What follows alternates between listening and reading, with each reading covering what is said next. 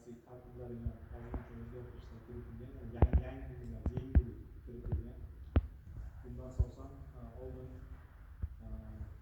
aholi tadbirkorlik faoliyati bilan imtiyozli kreditlangan fuqarolarga vaqtida to'lab kreditlarni yaxshi fuqaro yillik 7 yilga beriladi.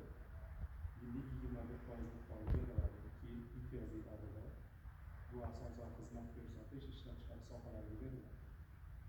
Nimamiz bor, kredit liniyamiz bor. Bu asosan shu o'zimizga biriktirilgan mahalla MFI'larga beriladi. Mana bizga agrar xizmatda mahalla biriktirilgan.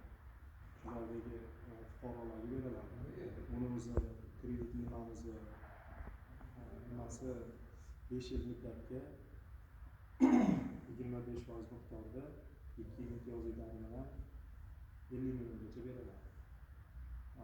Biznesga birinchi qadam qadamimiz bor, fraktimiz bor. Bu asosan tartibi bir xil 5 yil muddatga yillik 25% miqdorida 17 millionga beriladi. Bu sug'urta qaytmaslik nimasi bilan beriladi, polis bilan beriladi. 50 millionimiz kafillik asosida beriladi.